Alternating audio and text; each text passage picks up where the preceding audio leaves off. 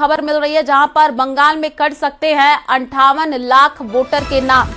सूत्रों से ये जानकारी मिल रही है और पश्चिम बंगाल में करीब 24 लाख मतदाता मृत पाए गए हैं। 12 लाख से ज्यादा वोटरों का कुछ पता नहीं चला है। ममता के क्षेत्र भवानीपुर में 44,787 वोट कट सकते हैं। तो बड़ी खबर है बंगाल से, जहां पर एसआईआर के बाद इलेक्शन कमीशन के सूत्रों के हवाले से एक बड़ी खबर मिल रही है। बंगाल में कट सकते हैं 58 लाख वोटर के नाम। सूत्रों के हवाले से जानकारी है। पश्चिम बंगाल में करीब 24 लाख मतदाता मृत पाए गए हैं। 12 लाख से ज्यादा वोटरों का कुछ पता नहीं चला है और ममता के क्षेत्र भवानीपुर में 44,787 वोट कट सकते हैं।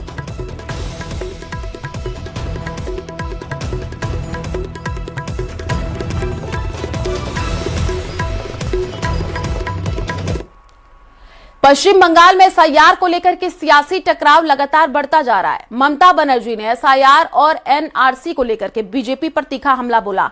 उन्होंने एक रैली में पश्चिम बंगाल की महिलाओं से एसआईआर के खिलाफ लड़ने की अपील की और इस दौरान उन्होंने गृह मंत्री अमित शाह पर भी आपत्तिजनक टिप्पणी कर दी।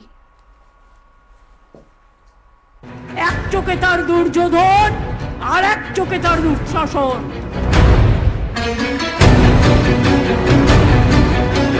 एसआईआर के खिलाफ बोलते बोलते ममता का गुस्सा ऐसा भड़का कि उन्होंने देश के गृह मंत्री अमित शाह पर भी आपत्तिजनक टिप्पणी कर दी। बंगाल में एक रैली के दौरान ममता ने गृह मंत्री अमित शाह को खतरनाक बताया और ये आरोप लगाया कि उनकी एक आंख में दुर्योधन, दूसरी में दुशासन दिखाई देता है। ममता को अमित शाह खतरनाक दिखाई देते हैं, तो वही बीजेपी का कहना है कि अमित शाह उन लोगों के लिए खतरनाक है जो देश के खिलाफ काम करते हैं। এখানে একজন স্বরাষ্ট্রমন্ত্রী আছেন, তিনি করতে পারেন না এমন কোনো কাজ নেই। তার দু চোখ দেখলেই মনে হয় ভয়ঙ্কর দুর্যোগের বার্তা, দুরভিসন্ধি। এক চোখে তার দুর্যোধন আর এক চোখে তার দুঃশাসন। তিনি বলে দেয় এদের সব বাংলাদেশি বলে বাদ দিয়ে দাও, এদের রোহিঙ্গা বলে বাদ দিয়ে দাও। खतरनाक तो उन लोगों के लिए होना ही चाहिए जो लोग सरकार के विरोध में काम करते हैं। उन लोगों के लिए खतरनाक रहना ही सही है। लेकिन ममता बनर्जी किस खतरनाक के बारे में कह रहे हैं ये हमको पता नहीं है। और ऐसे एक सांसद को, एक मंत्री को ऐसे टिप्पणी करना उनका आदत है, उन करते भी हैं। उन्होंने ये भी कहा कि एक आंख में दुर्योधन दिखता है और एक में दुशासन। ऐसा उनका खुद का बात है, ऐसा कोई बात नहीं है। माननीय गृह मंत्री जी बहुत ही सही तरीके से देश को उनके मंत्रालय से चला रहे हैं। मैं सामने से देखा हूँ। उन्होंने जो बता रहा है ये पॉलिटिकल कुछ रिवेंज, पॉलिटिकल कुछ इशू को सामने खड़ा करके इसको ऐसे दिखाना चाह रहे हैं। ममता बनर्जी ने एसआईआर के खिलाफ लोगों से ऐसे अपील की जिसे बीजेपी भड़काऊ बता रही है, क्योंकि वो घुसपैठियों को संरक्षण देना चाहती है। কি মা বোনেরা, নাম কাটলে বাড়িতে সব জিনিসপত্র আছে তো, যেগুলো দিয়ে রান্না করেন আছে তো, প্রাণে শক্তি আছে, নাম কাটলে ধরবেন তো, ছেড়ে দেবেন না তো। মেয়েরা সামনে লড়াই করবে আর ছেলেরা পেছনে থাকবে। আমি দেখতে চাই মা বোনদের শক্তি বড় না বিজেপির শক্তি বড়। আমরা দেখতে চাই, বাংলা দেখতে চাই। এসআইআর সামনে, পেছনে এনআরসি। এনআরসি মানি না, মানব না।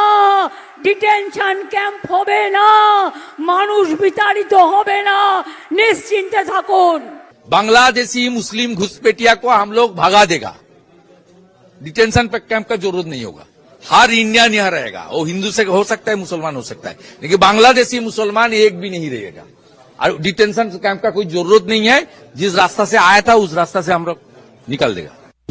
इस बीच बंगाल के राज्यपाल सीवी आनंद बोस ने भी साफ किया है कि एसआईआर बिना किसी रुकावट के जारी रहे और इसके लिए जरूरी कदम उठाए जाए।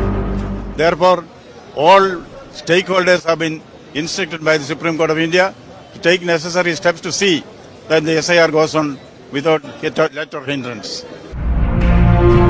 एसआईआर पर ममता बनर्जी बनाम बीजेपी की सियासी जंग तेज हो गई है। पश्चिम बंगाल में जैसे जैसे चुनाव करीब आ रहे हैं, राजनीति का केंद्र बंगाल बना रहेगा।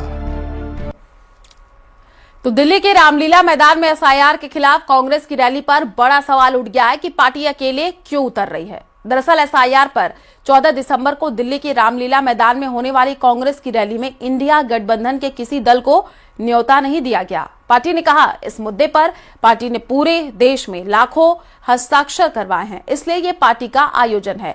अब सवाल ये है कि क्या वाकई कांग्रेस सहयोगी दलों को नहीं बुलाना चाहती है या ममता सहित कई अन्य दलों के इनकार की आशंका ने कांग्रेस को अपने पैर पीछे खींचने पर मजबूर कर दिया।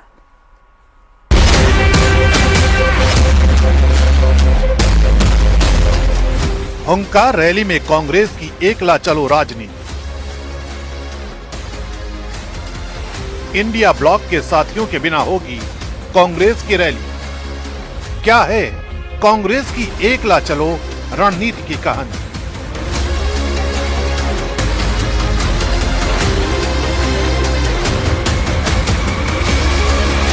चौदह दिसंबर को एसआईआर के खिलाफ होने वाली हुंकार रैली में कांग्रेस ने साफ कर दिया है कि वो अकेले मैदान में उतरेगी। इंडिया गठबंधन के किसी भी दल को न्योता न भेजना राजनीतिक गलियारों में चर्चा की वजह बन गया, जबकि संसद के भीतर और बाहर राहुल गांधी इसी मुद्दे पर विपक्षी एकता की अगुवाई करते दिखे। उसी संघर्ष की रैली से सहयोगियों को बाहर रखना कई सवाल खड़े कर रहा है। दूसरी राय ये थी कि विपक्षी एकजुटता के संदेश के लिए सभी दलों की मौजूदगी जरूरी है। मंथन के बाद फैसला कांग्रेस के एकला चलो पर ही टिक गया।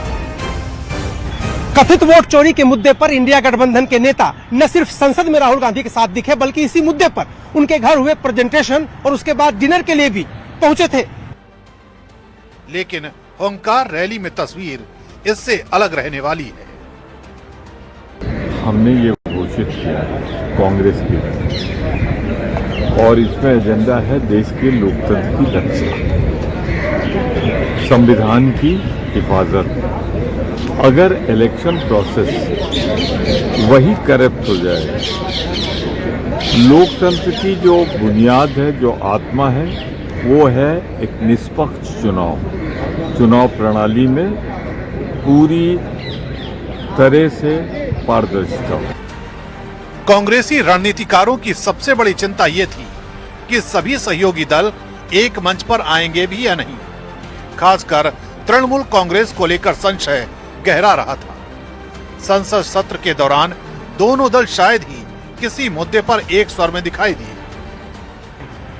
कांग्रेस नेताओं को इस बात की भनक लग गई थी कि अगर वो इंडिया गठबंधन के नेताओं को निमंत्रण देते हैं तो शीर्ष नेतृत्व मसलन अखिलेश यादव, शरद पवार और ममता बनर्जी नहीं पहुंचेंगे और दूसरी पंक्ति के नेताओं को भेज देंगे। एक ये भी वजह रही कि कांग्रेस ने एकला चलो का फैसला लिया। जहां तक आम आदमी पार्टी का स्टैंड है, हमने बहुत साफ कहा है, हम इंडिया गठबंधन का हिस्सा नहीं है। लेकिन विपक्षी दलों की तरफ से, जिसमें इंडिया गठबंधन के बाहर के भी दल हैं, विपक्षी दलों की तरफ से अगर कोई सामूहिक आंदोलन सदन में या सड़क पर, सड़क के बारे में फैसला पार्टी करेगी, लेकिन सदन में अगर उसको लेकर कोई आवाज उठाई जाएगी तो हम एसआईआर के मुद्दे पे साथ हैं।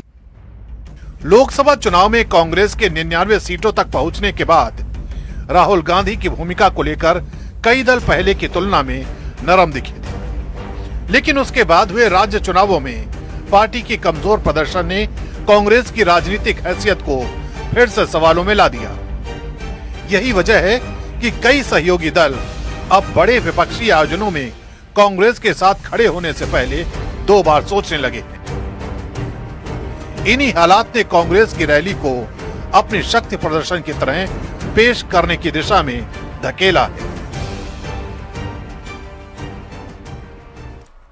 और यूपी में सीएम योगी के कड़े निर्देश के बाद पुलिस की वेरिफिकेशन ड्राइव लगातार झुग्गी बस्तियों में चल रही है, जिसके बाद लखनऊ में इसका असर भी दिखा, जहां अवैध बांग्लादेशी घुसपैठी और रोहिंग्या वहां से भाग रहे हैं। मेरठ, कानपुर में भी पुलिस लगातार ऐसे लोगों के खिलाफ छानबीन में जुटी है। ये रिपोर्ट देखिए।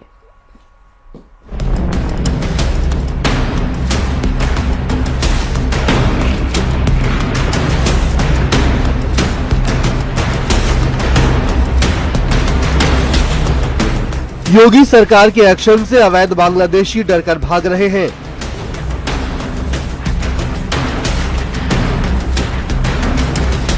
हाल ही में पुलिस ने बांग्लादेशी घुसपैठियों और रोहिंग्याओं की पहचान के लिए लखनऊ के डालीबाग इलाके में झुग्गी झोपड़ी में दस्तावेजों की पहचान की थी।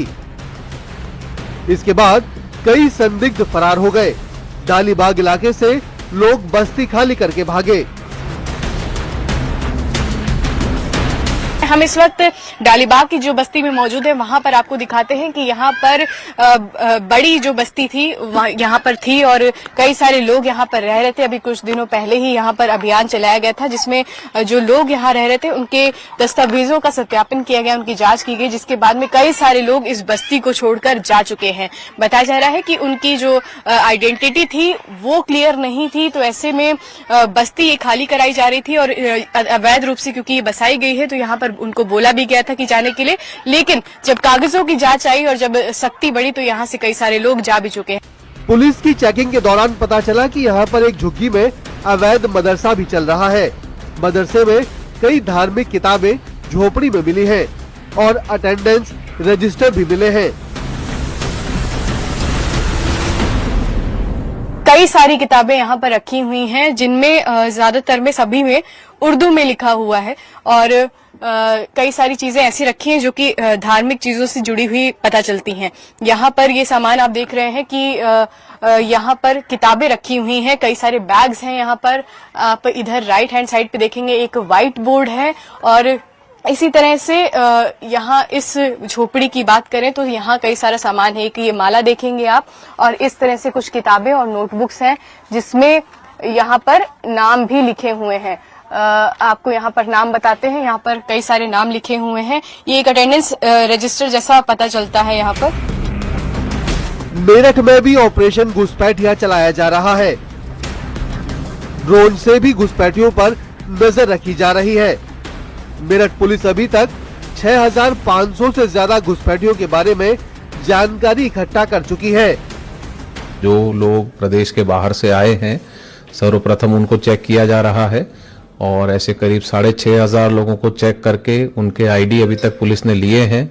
इनको जो उनके मूल जनपद के निवास हैं वहां पर प्रेषित किया गया है पुलिस को और वहां से सूचना मांगी गई है। सत्यापित होने के पश्चात जो सूचना आएगी उसके आधार पर इसमें अग्रिम कार्रवाई की जाएगी। कानपुर में भी विशेष अभियान चलाया जा रहा है। इसके लिए पुलिस की स्पेशल टीमें बनाई गई हैं, जो झुग्गी बस्तियों में जाकर बांग्लादेशी घुसपैठियों रोहिंग्याओं की तलाश में चेकिंग कर रही है। खुद पुलिस कमिश्नर ने अवैध रूप से बसी बस्तियों में जाकर वेरिफिकेशन किया।